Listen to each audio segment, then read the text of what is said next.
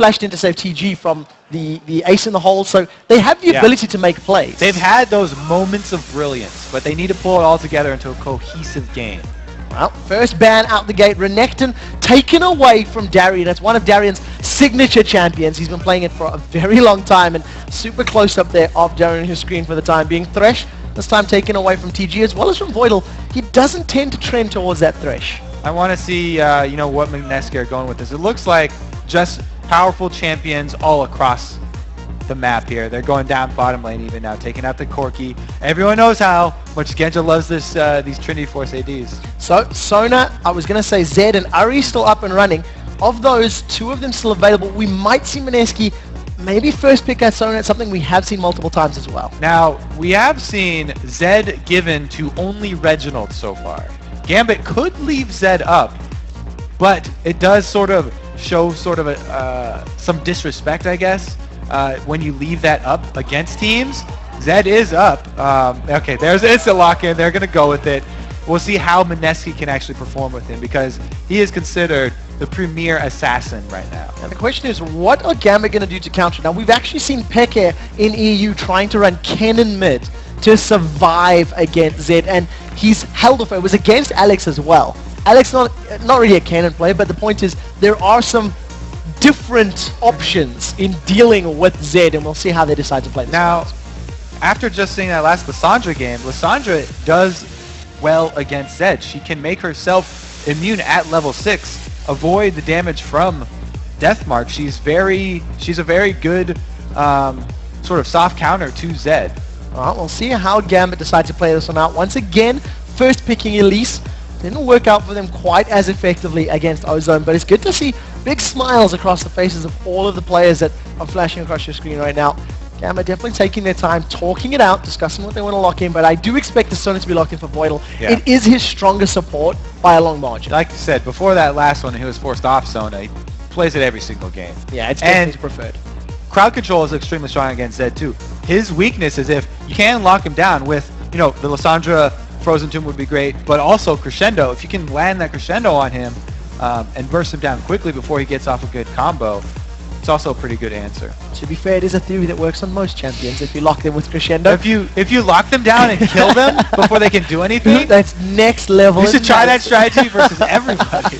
We'll have to see how the rest of the team comp does line up here for Gambit, because Diamond Prox could run Elise. They could also give it to Darien. It's something that we see. Darien and Diamond actually share champion pools. You've seen the Aatrox has also been swapped and interchanged between them. As it stands right now, MSK, they've locked in Zyra, they've locked in Lee Sin. So they're leaving their top laner and AD carry for their last 2 picks, waiting to see what the rest of Gambit are doing with their comp. I'm not believing. I'm not believing. Now, Gambit has played this. As a team, Gambit has played this. However, it was Spontex that used it when he was substituting for Darien. They actually put him in the mid lane. It didn't work out too well for them. It was a tough thing for Spontex to come in and do during week 3, I think it was, of the LCS. But this time around, it is going to swap over. More traditional pick in the Orianna. Actually, you were mentioning the Orianna in the last Gambit game, wondering why they hadn't picked it before, because it was left up. So Orianna is a champion Alex has fallen back on multiple times during the course of the split, and while he's not the most flashy Orianna player, he is incredibly proficient at it. When they played in Moscow, he survived situations with that command protect he should never have survived, and I'm happy to see him going back to it. I feel in the comp against Ozone, that would have solved their initiation problems. It works very well with both Elise and with Aatrox. Aatrox is still up, with MSK already locking in Lee Sin as well.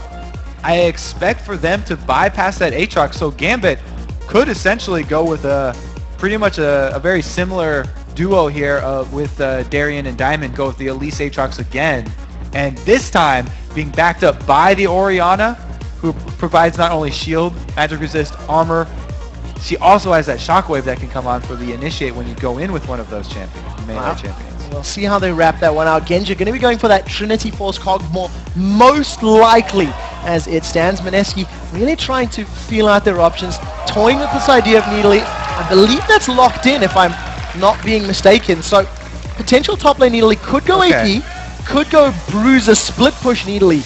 The question's going to be up to Snow what he wants to play. There are definitely a lot of options now. Zed is also a top lane viable champion, but I'm definitely leaning towards the Bruiser Nidalee up top, running with Spirit Visage and an Iceborne Gauntlet. She is a split-pushing, tower-destroying machine that is incredibly hard to get out of lane because of the extra healing that she gets from that and all the cooldown reduction.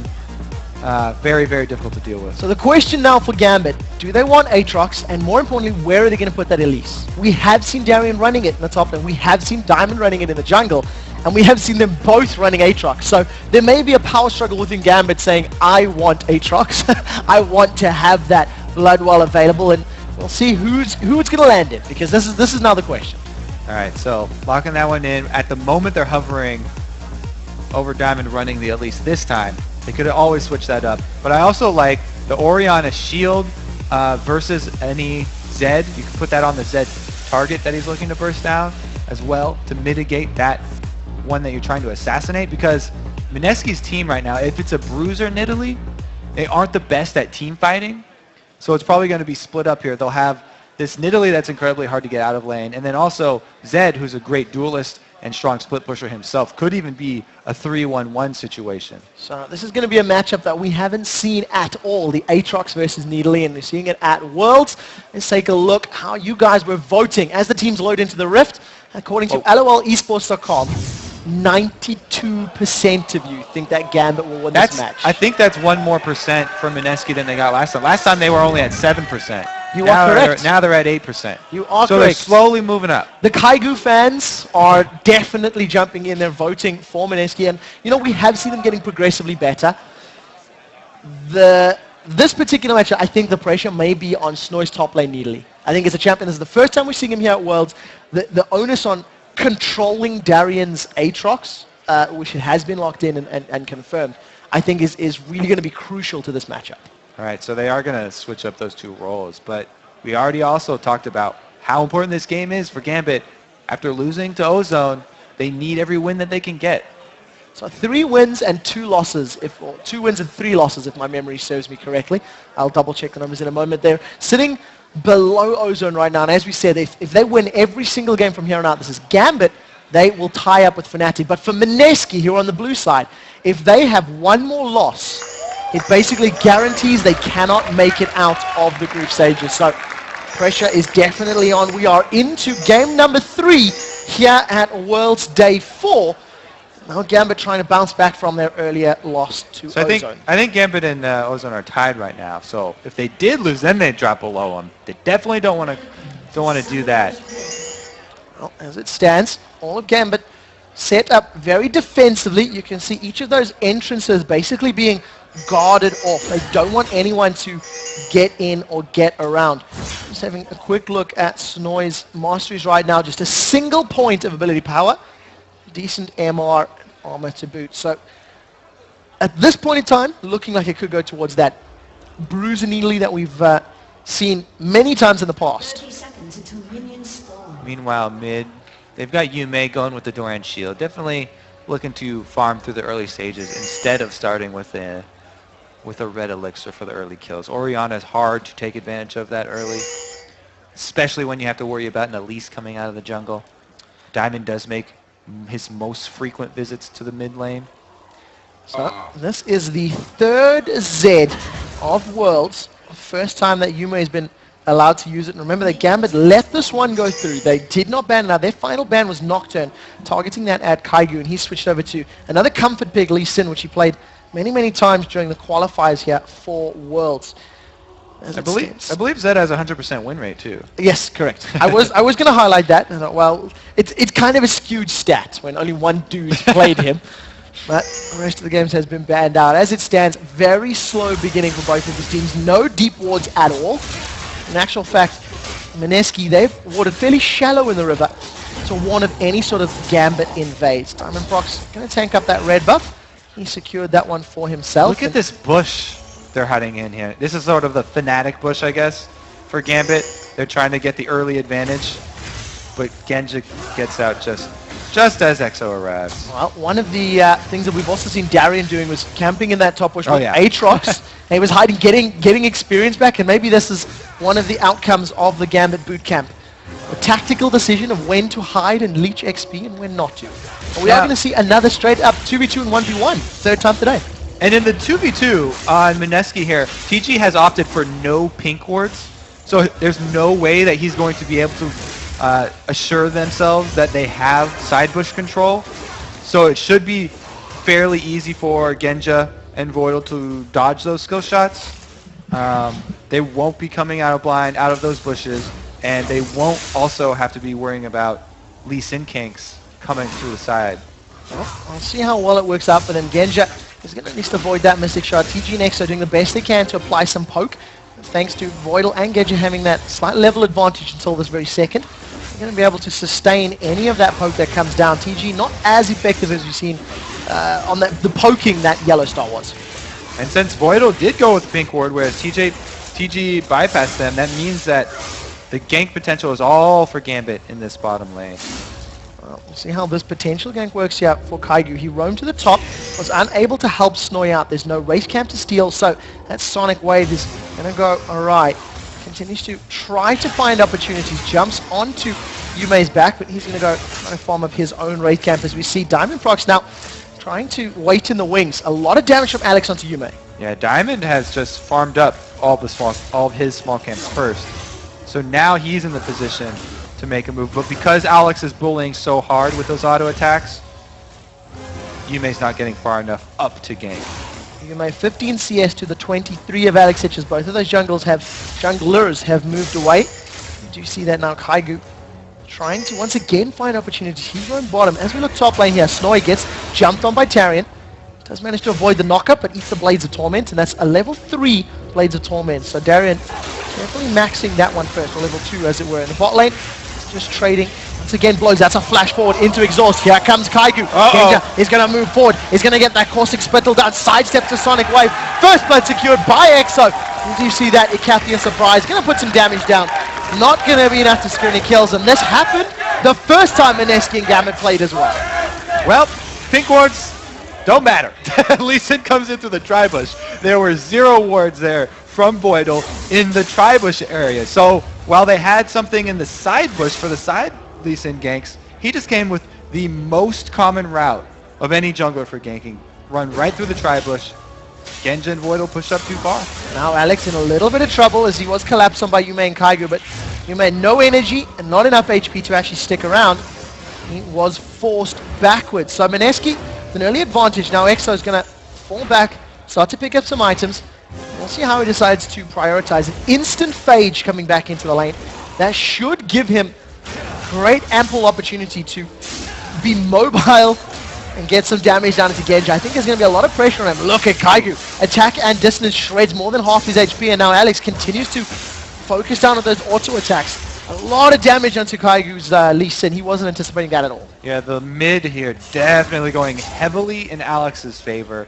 Crushing in CS, plus just now forcing Yumei back once again. That lead's only going to increase. Down bottom, though, again, let's shout out that TG, that flash route there from him, setting up that gank. Beautiful start there for Mineski. Even with that, though, because of the CS differences, they're still behind in gold. Well, there's a fairly decent wave here that EXO can start to farm up. Start securing those last hits and trying to use that phage movement speed to control the battlefield here. Remember, Genja only sitting on those double Dorans. Decided to go for Doran's Blades this time, as opposed to the shield that we've seen from the previous game. Snoy, level 6.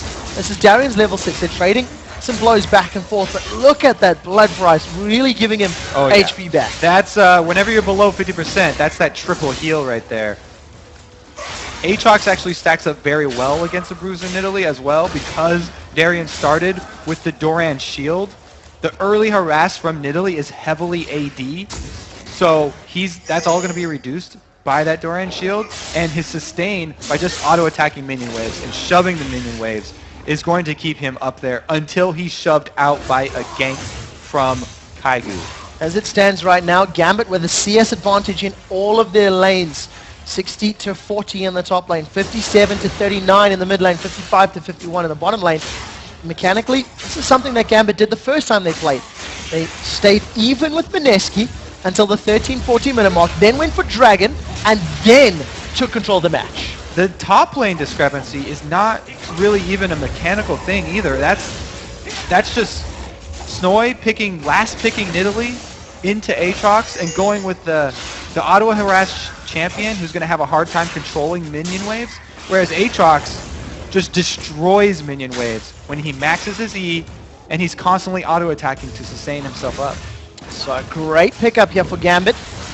We'll have to see whether or not this Nidalee does work out. First blue buff has been donated to Alex with Pink Ward controlling this bottom lane. TG and EXO are going to get some support from Kaigu's Lee Sin. 33 CS right now. He was involved in that first blood.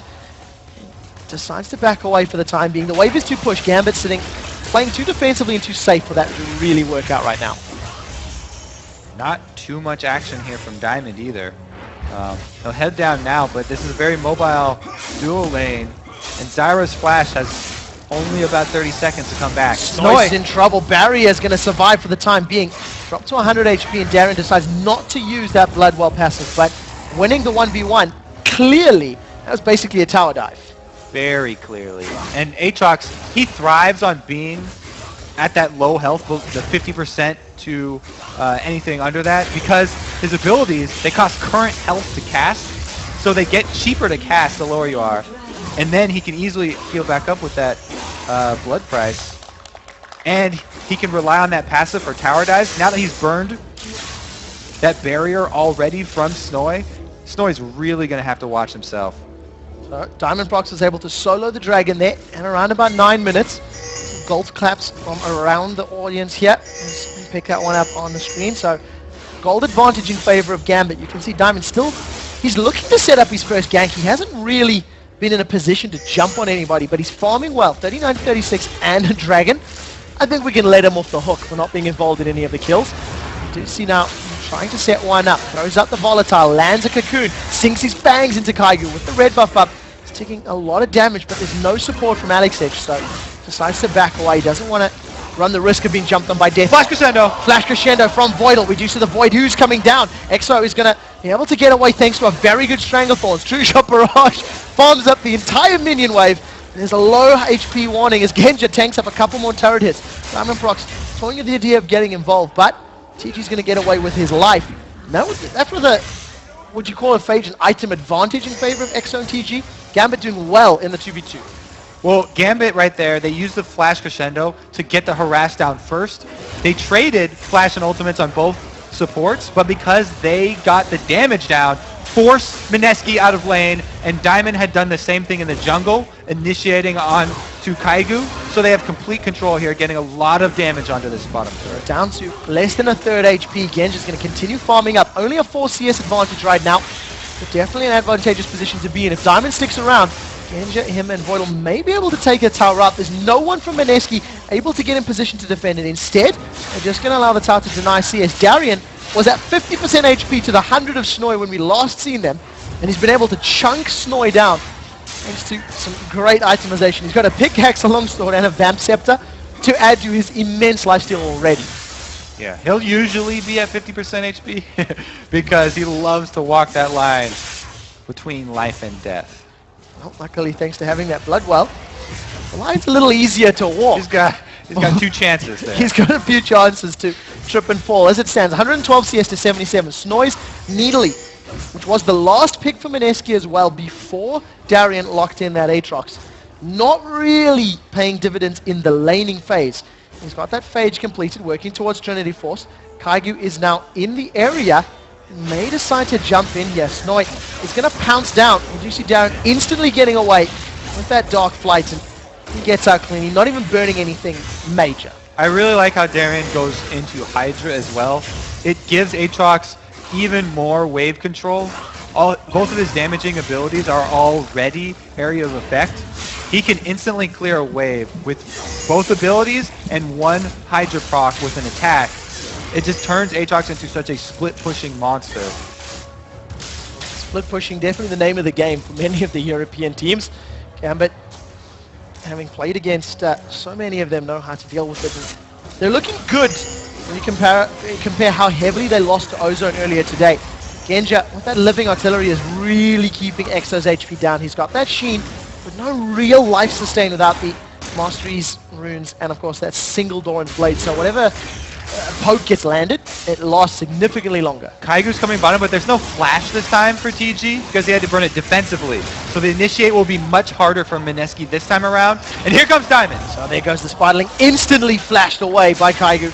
Doesn't get caught out by that Cocoon, and Genja, I'm pretty sure, was basically 1v2ing there. We do see Deathmark going down in this mid lane. Yume doing the best he can to survive. He follows it up, gets caught by the shockwave. Couple auto attacks from Alexic, and Yume forced to flash backwards. Now all of a sudden, Kaigu's the next target here for Gambit. A decent route is going to hold Diamond Prox in place as EXO and TG try to respond. Sonic Wave goes out, not going to be followed up by Kaigu. But they get caught by a double crescendo. We immediately flick back. Now True Shot Barrage comes down, is avoided by Diamond Prox's great repel. Now he turns his focus over to EXO as TG was taken down in the background, and a tower is secured in the mid lane.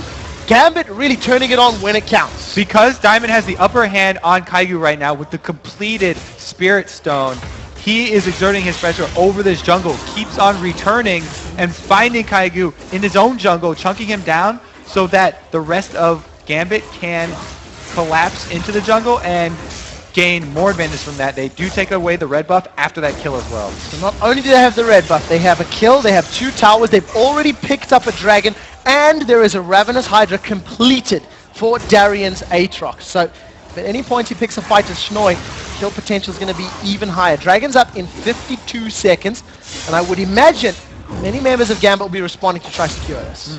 Yume is looking to take away this blue buff, and after the last engage that he did admit, that was a very half-hearted death mark that he put onto Alex. You could already tell he was hesitating and didn't really want to go in because he knew that he didn't have enough to finish off this Orianna who's rushed the arm guard. Now that he's got the blue buff, he does have extra cooldown reduction and more damage, but Darian has an escape. He's definitely picking a fight, gonna dogfight over the wall. Schnoi has decided to follow suit. Now Flash is still available for Darian. He is gonna flash the tree line. Now Kaigu has caught him out. Darian turns his damage over to Kaigu, gets a lot of lifesteal back, and the Cocoon does not land. We did see an Ignite coming down from Darian onto Kaigu. Very good job not chasing there by Kaigu. It's deceptive when you get Aatrox low because he heals for so much and because he can get back up from that passive.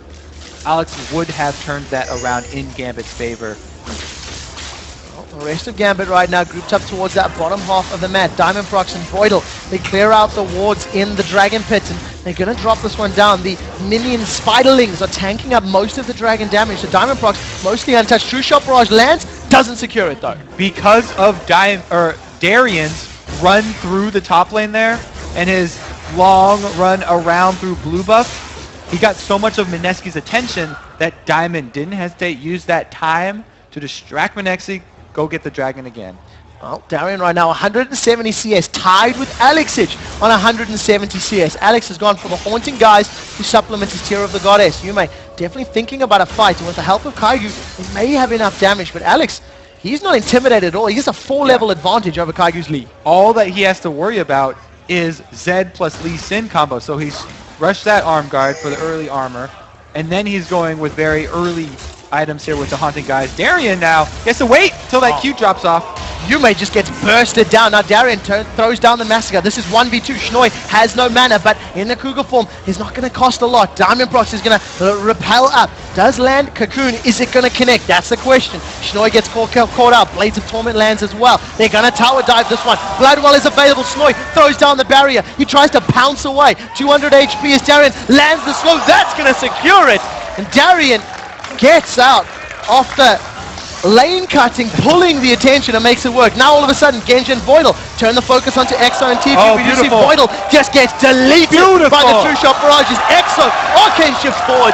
That's a double kill, 2v2 win in favor of MSK. Very, very, very clean play there from the MSK bottom lane. Alex doesn't want to let them get away from it, but he's in between a Zed and a turret. Deathmark is available. Here comes Yume. Essence Flux does land. Command Protector's up, giving that bonus armor as EXO spams out those arcane shifts. But now Kaigu, he wants to get involved. EXO hasn't given up yet. He's going to think about the arcane shift. No. Lands the Mystic Shots and backs away.